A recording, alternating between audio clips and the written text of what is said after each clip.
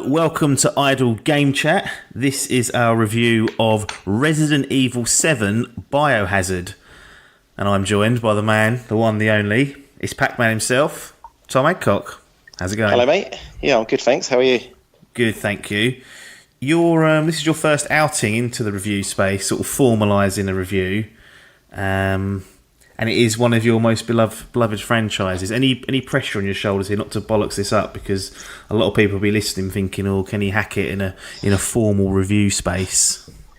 The worrying thing is, I thought I'd done it, but I guess I'd been on your side of the table rather than here. So yeah, I think there will be some doubts cast. Probably some people thinking, "Is he too old over the hill? Can he handle it?" But don't know. I'll do my best, mate. See what I can do. Really, take it easy, enjoy it. Really, first and foremost. Absolutely. Well, let's get into it. I mean, Resident Evil, I want to hear your cards on the table for this one, because you've played a hell of a lot of these, if not nearly all of them. I always remember you telling me this story about one that you couldn't complete because it left you with not enough ammo or health to finish off the boss. But what's your kind of history with Resident Evil? When did it start? Yeah, I think I've played all the mainline entries all the way back to the PlayStation 1. Yes. Resident Evil Code Veronica on Dreamcast is the one that tripped me up, like you're talking about. Yeah, sort of fucked the save up outside the last boss room, had no ammo, loads of health though, so I could last for about 25 minutes, just couldn't do any damage. Really did cost me that. So played all the old ones, the Resi remake on the GameCube, which I loved. I think the only one I haven't completed, apart from the one I fucked, was Resident Evil 0, which was also the GameCube. It was the one where you partner zapped. I don't know if you've seen reviews. I think again it's on PlayStation 4, I think now. But Other than that, I think I've played them all and beat all the mainline entries. Yeah. So. Well, that's good. Yeah, I remember Resident Evil 0. There's a lot of criticism to do with the inventory sharing or something along those lines, like to swap between the two characters. It seemed like that's it. One was stronger, one was weaker, and then they lost the item storage boxes, and you just dropped your stuff on the floor, which made there's a lot of backtracking. It wasn't. Did you play it, or did you just not finish it? Or played it. I can't remember how far I got, if I'm honest. Probably, I would have got a little way in, I think. But yeah, I can't remember the reason why now. It's probably 10 years ago, but for whatever reason, I binned it and never picked it up again. So excluding Resident Evil 7, because we don't know what your opinion of that is just yet, but what would be sort of the high point in the series for you, and then is there a low point? Because I know we've played through Resident Evil 6 together, and that seemed like it could be a potential low point. Yeah, low point. Well, let's start on a positive, I guess. High point for me would be, I'm going to say the GameCube remake. I think Resident Evil 1 and 2 are probably the standouts in the series still. They were both, they're really good. And that remake on GameCube at the time, I guess it's a bit like Shadow of the Colossus now. It was a remake done right. It looked outstanding. There was, I think, 50 or 60%, that might be a bit high, like new content. They've on top of that, changed puzzles around, moved item places. It was almost like playing a brand new game. It was fantastic. Put a lot of notes in, didn't they? Just flesh out the backstory and other bits and pieces. I think they helped them link up then to the other games in the series and the ones they knew that were coming. It was kind of like a nice, like a bridging post, I guess. Where the series had been at that point, and then where they wanted to take it at the time going forward. Because I think they had an exclusivity deal with Nintendo at the time. God knows what they were thinking. But because they re-released all the old ones as well, like Resi 2, 3, that Code Veronica all came out on GameCube, but not upscaled at all. So, and then Resi 4, obviously, which actually again would probably be second highlight, I guess. Well, that changed the formula a little bit, didn't it? That was it kind of took more of a step into the action space, and a lot of people will point towards that game to, helping bring along modern gaming controls, over the shoulder type thing. That was one of the first games to do it. So it's definitely a high point. I think at the time that one was a real highlight, and really kind of was groundbreaking at the time. I think unfortunately it led them down a path then that probably brought me to the low point, as you said earlier, which is it's got to be Resi 6. It was An absolute mess, if I'm Mate, honest. co-op. We got to play co-op together. We did. That was the only thing that was good, mate. I remember climbing up a ladder and getting stuck on it for about 30 minutes. It was appalling, that game. Yeah. I mean, I can't remember how it worked now. 3 campaigns That's it. or something. Yeah, and then however many chapters. And there was one half-decent one, which was probably most in line with the original Resi's, quite a slow one compared to the much more action. That's it. I think it was Leon's one. It was. I mean, in principle, when you break down what they try to do, the idea is good. Like, kind of mix different genres, give each campaign its own identity, and hope that it pulls off. But in actual practicality of playing it, I don't think. I mean, we played through it because we was playing together, but I think when we ended it was like that was not a good experience in terms of playing a video game. But yeah, it just didn't feel like a Resident Evil game. I think that was probably the main, or much of it didn't. It was more like playing a Gears of War or something like that, like huge, tower-size enemies, like driving in cars. It was just a bit of a bag of ideas, and unfortunately, most of them were misses rather than hits, I think. Yeah, absolutely. So we come on to Resident Evil 7, and you can kind of say Resi 1 to 3, they had a formula there that was tank controls, slow pace, heavy focus on survival horror. Then probably 4 to 6, they come into more of an action genre, over the shoulder, start changing things. Resident Evil 7 changes the game again, so it's almost like we've gone to a different evolution of the series, because this is a first-person game. As far as I know, unless they surprise us with something else, but this is a first person, and it sounds like a horror game, but can you just give us a quick rundown of whether that's accurate and actually what the game is at a high level? Yeah, you're spot on. It's 100% first person. There's no third person in this at all. Cool. It definitely goes down the older route of more horror-focused survival horror, I guess. Yeah. Action stripped, well away. Enemies are minimal, but ammo is even more minimal. It's a real change in terms of that first-person view. Considering this is probably their biggest franchise left? I don't know, but it's a massive change of pace for them. At a high level, because under the surface, it's still definitely a Resident Evil game. Yeah, which sounds promising. In terms of its story, I mean, this is now the 7th mainline entry, plus all the other bits and pieces you mentioned. There's been on-rail shooters, all sorts of strange stuff with the series. But does this feed into the greater kind of zeitgeist of the Resident Evil kind of storyline or narrative, or is it a little bit more focused on it being a bit more of a singular game with references to perhaps what has happened before and what may happen in the future? Yeah, for basically probably 3/4 of the game, this is just its own standalone reboot. However you want to look at it, it's story-wise, it's really not Resident Evil at all. None of the characters that you would know and love, like Leon and Claire Redfield, whatever her name is, Albert Wesker, they're nowhere to be seen. It's you're this guy called Ethan. You're in I'm guessing you've seen trailers, like a Louisiana kind of house, a dilapidated house. Umbrella's nowhere to be seen.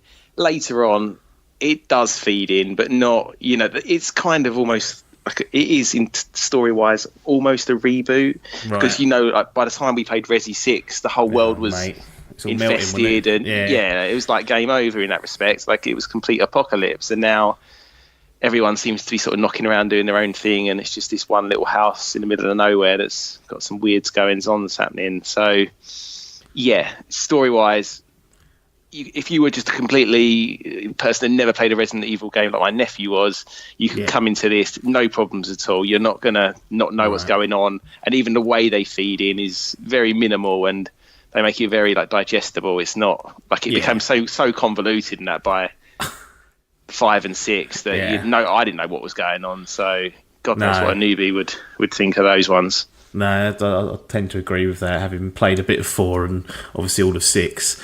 So is the, obviously no spoilers, but is the story good? Is it serviceable? Is it even a big part of the game? It's good. I mean, it's minimal, I guess. Really, it's more about the atmosphere of that house and the enemies. They really sort of, they don't flesh out the enemies, but they're they're good. You know, you meet the Baker family. You meet them early Texas on. Chainsaw, it always reminds me of seeing the trailers when they're all sitting around that table and there's exactly that hillbillies, like cannibal type guys, like all the fucking mess. Like, what are they doing? But they're great. You know, like they've got really big personalities and. I mean, it's not really a spoiler at all, but like each section of the game is kind of governed, or you know, the boss of that area will be one of the Baker family. Yeah. So, you know, you see them a lot, you interact with them a lot, you fight them a lot, and that's like the story's told like the old. This is one of the best things about it, even though it's such a departure with the first-person view. It actually feels more like an old-school Resident Evil game than. The last 5 probably. It's you know, everything's there. You know, you've got your storage boxes, you've got a lack of ammo, you've got the herbs and the combining items, you've got all the dumbass puzzles. And it did make me laugh at one point. I was like digging around the room and I found like an invoice, and it was for like a installation of shadow puzzle into house, and it was like $7,000. And it's like that's why, you know, the Resident Evil puzzles are ridiculous, but they're trying to sort of like, I think, you know, it's done with tongue in cheek, but I like the way they're trying to answer away why this house has got all these crazy fucking mechanisms for doors and trap doors and you name it. And that is how the story's told, really, by picking up those files, you know, things characters say to you. It's done in a really nice way, and you do want to know what's going on. I think that's one of the strongest features about this game, is that I just found myself really, really searching out every single room, one for ammo and supplies, but also to kind of find out what the fuck is actually going on. I can imagine that. Going to first person, obviously sometimes the presentation of the game and the graphics and the performance is under a little bit more scrutiny because you're that much closer to items and to enemies potentially. How does the game look and feel in terms of in a graphical sense? Is it a nice looking game, or is it, you know, not quite up to par? No, do you know what? It probably looked several steps better than I expected it to. I don't think the trailers or any of the playthroughs online I saw really done it justice. It's actually really nice looking. I mean, obviously survival horror, there's a lot of like, it's dark, you know, a lot of dingy corners you can't really see into, but everything looks great. Yeah, I mean, really, really atmospheric. Graphics hold up. The only thing I'd say is, apart from the Baker family themselves, the actual enemy, they're not very imaginative. They're you know, there's not zombies. I won't say what you're fighting, but they're not great to be. No, they kind of put all their effort into the main sort of bosses and sort of just went, that'll do. Rehash that character model. Yeah, it looks fine, John. No worries. Just paste that over 20 more times, and then you've got your fodder enemy to take up your time. Should I change the colour of these ones? No. Black's fine. Always black. Always the same. Yeah. So you mentioned something quite interesting, that each member of the Baker family kind of governs a part of the. Is it a mansion or a house? I mean, I can't. It must be pretty big because exactly. It's typical Resident Evil. You start in like a house and it just looks like a standard house, but then you go through a trapdoor. You're in like a secret bunker. Then you're in a secret. You know, and every So is it quite linear, or can you go travel back and forth between these areas if you need to, or is it the sort of game where actually there's no real need to backtrack a lot of the time because you're progressing to new areas of the bunker or the structure or whatever it is? Yeah, so it's linear in fact that there is only one way forward generally. I mean, there might be like branching paths, but you're literally talking left or right. Oh, left turns out to be a dead end. I'm going right.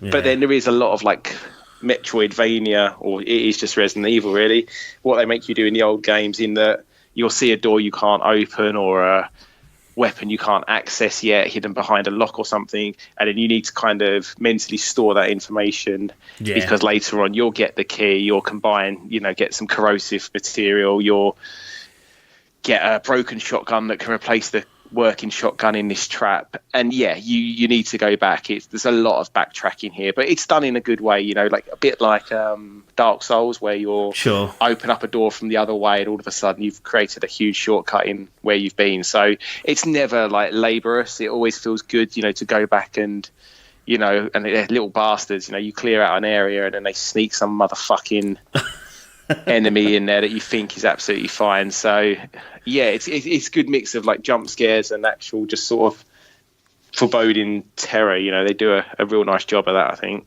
Yeah, I mean, something I wanted to speak about is how scary this game is, or potentially scary it is for people, because first person kind of makes things, in my opinion, a little bit more uneasy because your field of view is restricted, everything's so in your face. But do they do a good job of playing into that and giving you an experience which is, you know, a survival horror experience, I guess, which is going back to what how they buttered their bread.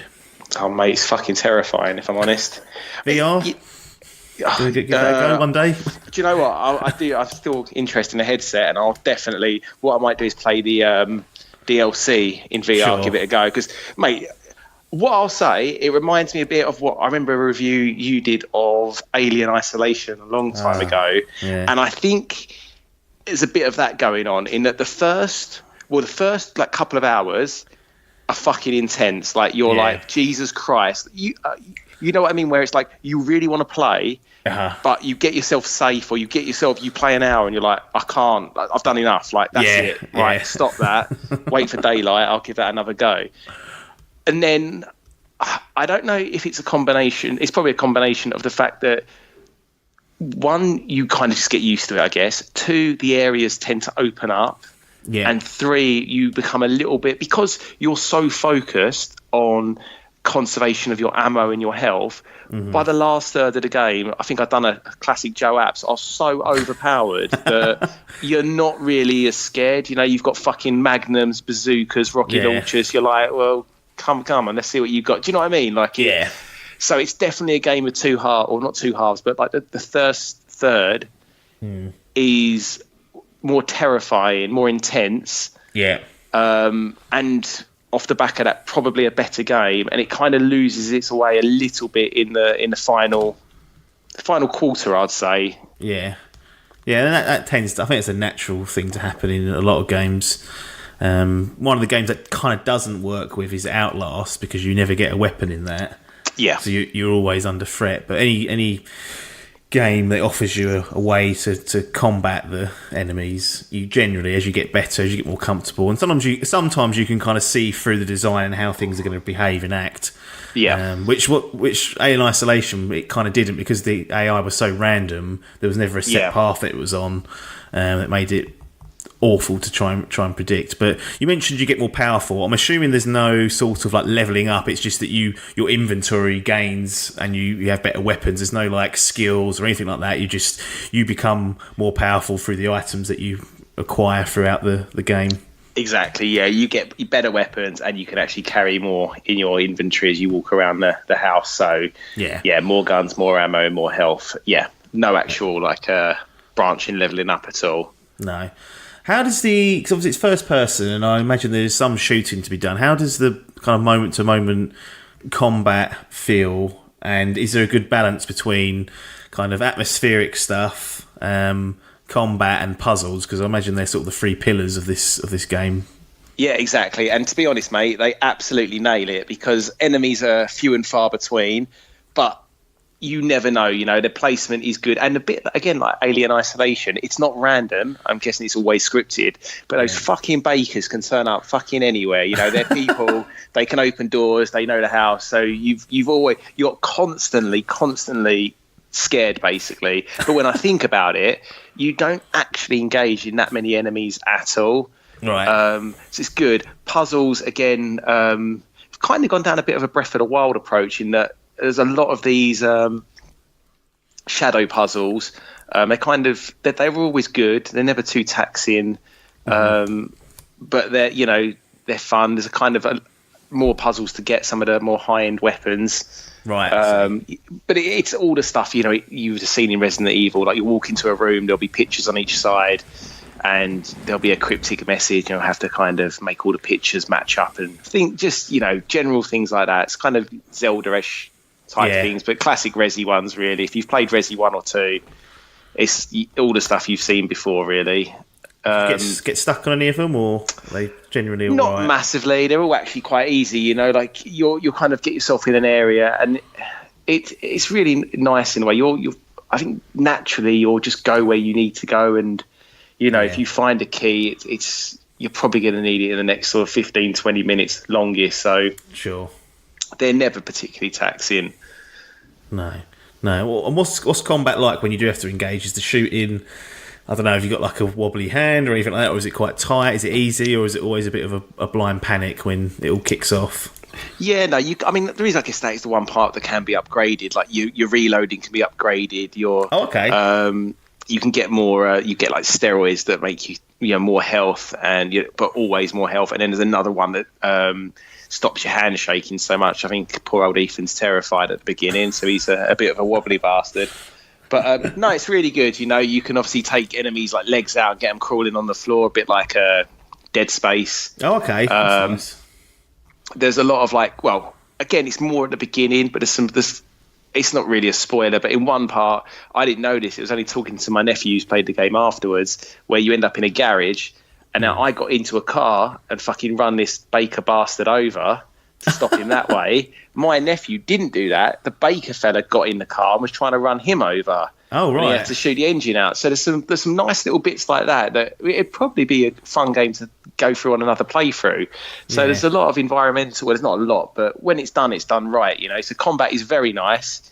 Yes. And then they throw in these little environmental pieces that just make it's fun. And especially the first sort of 6 or 7 hours are actually, really, really fun to play through.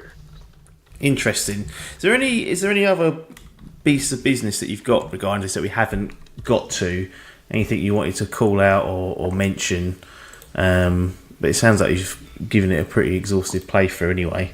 Yeah, no. It's probably the first game in quite a while that I'm really keen. Basically, I finished it and I was I liked it. Obviously, I'll tell you how much I liked it soon. But it kind of took a bit of a downward turn in the last quarter, as you can probably tell.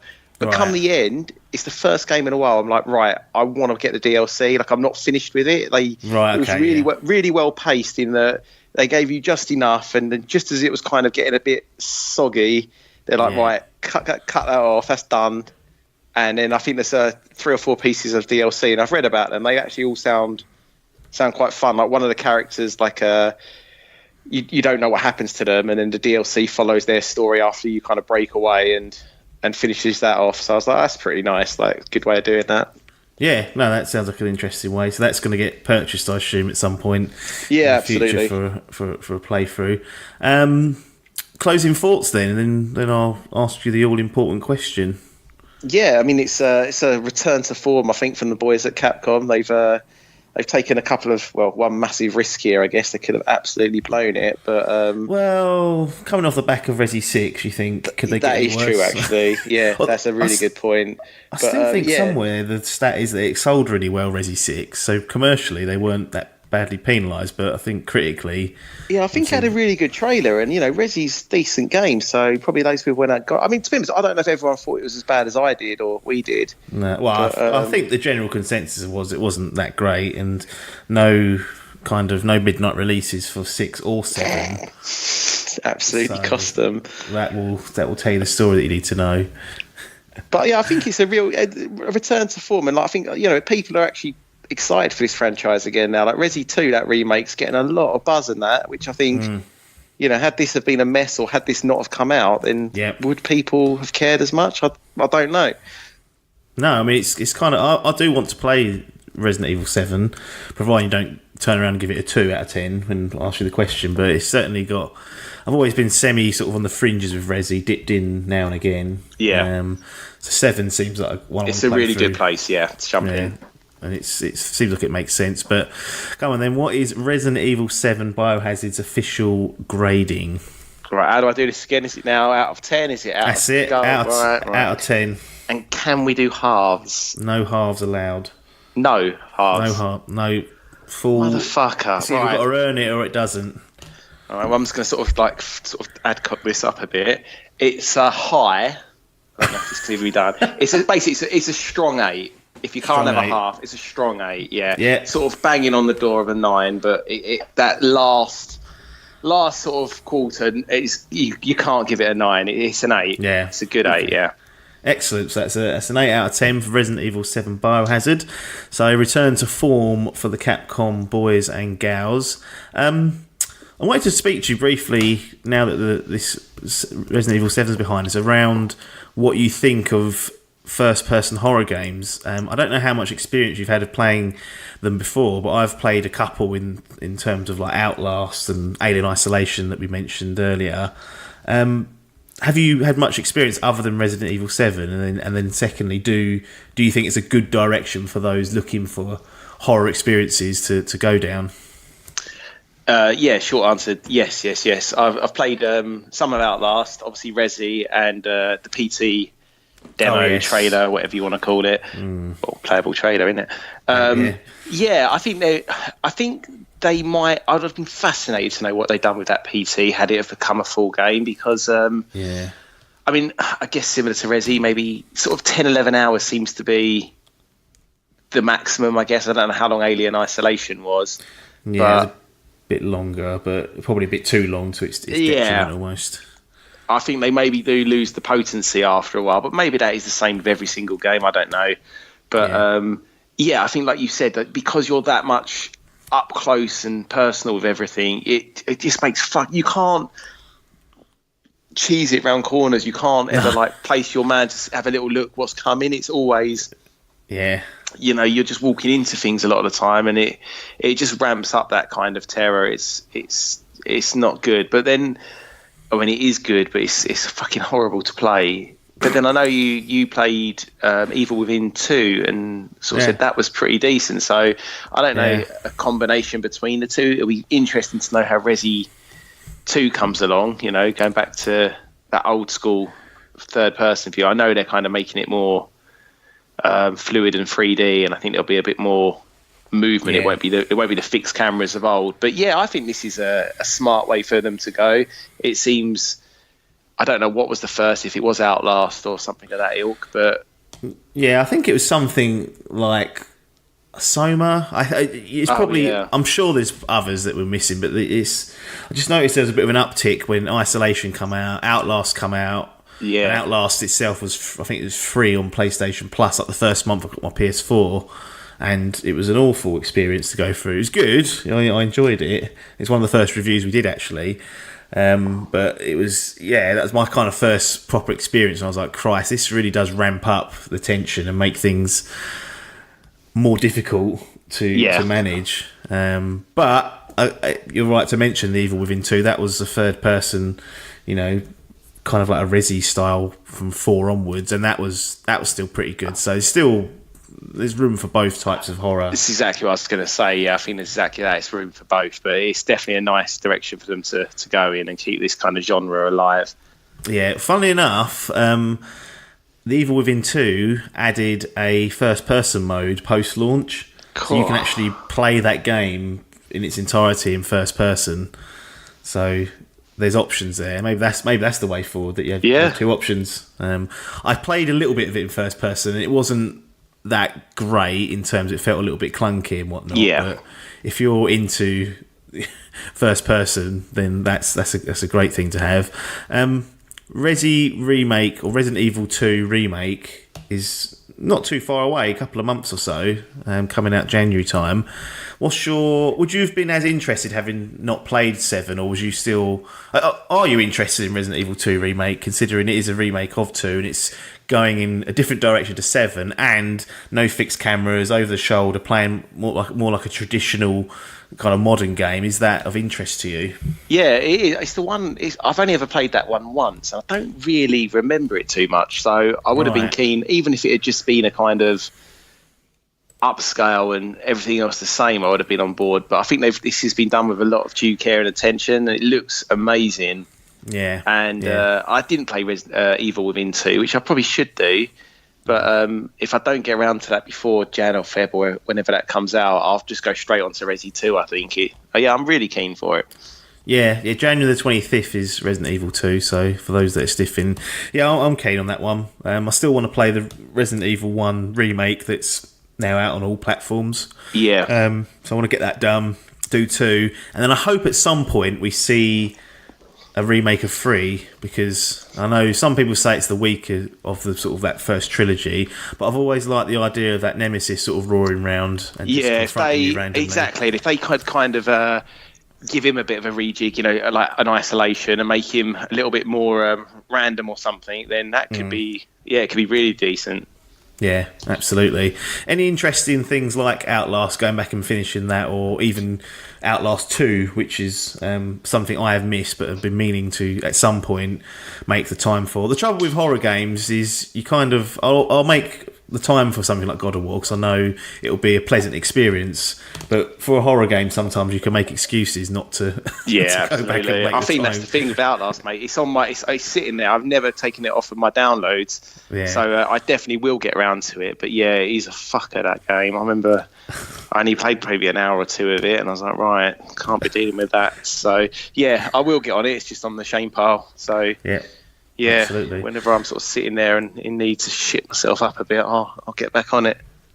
Absolutely. Well, I think that'll do it then. Thanks for joining us on this particular review. Resident Evil 7 Biohazard earns itself an 8 out of 10, or should I say a strong 8 out of 10 in Adcock's famous words, but nothing more for us to say apart from thanks for your time and ta-da.